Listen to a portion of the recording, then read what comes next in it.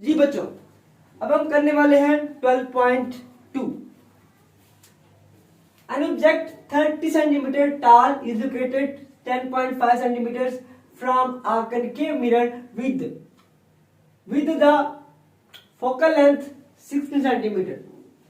Where is the image located? How high is it?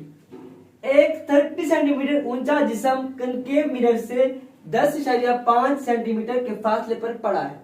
ठीक है बच्चों, अगर मिरर की फोकल लेंथ जो है वो 16 सेंटीमीटर हो तो इमेज कहां बनेगी?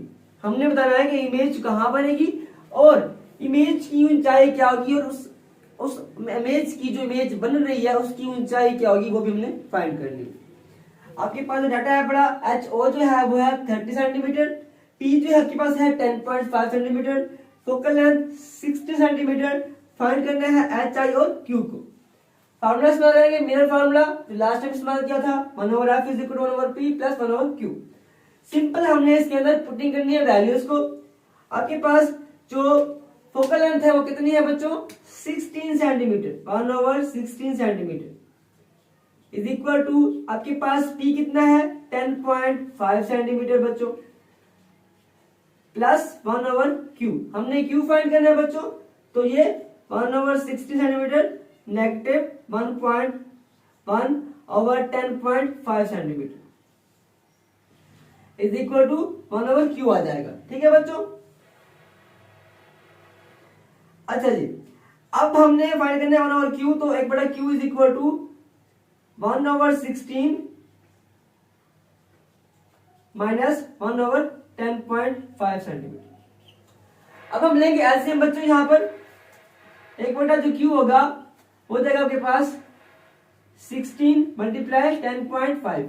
ठीक है बच्चों। अब यहां पर जो हमने एलसीएम लिया, लेने के बाद आपके पास क्या बचेगा? 16 से 16 खत्म, 10.5 माइनस 16।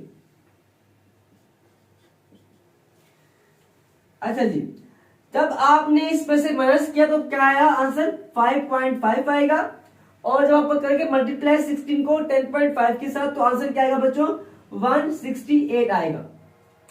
तो आप डिवाइड करेंगे तो 0.03276 आएगा। हमने Q फाइंड करना है तो क्या करेंगे? इसको हम उल्ट कर देंगे, मतलब Q इज इक्वल टू 1/0.03276। इसको डिवाइड करोगे तो आपके पास जो आंसर आएगा 13.55 सेंटीमीटर आपके पास आंसर आएगा। अब हमने फाइंड करना है बच्चों इसकी हाइट फाइंड करनी है, इमेज। ठीक है, इमेज की हाइट फाइंड करनी है। उसके जो फार्मूला होता है हाइट ऑफ इमेज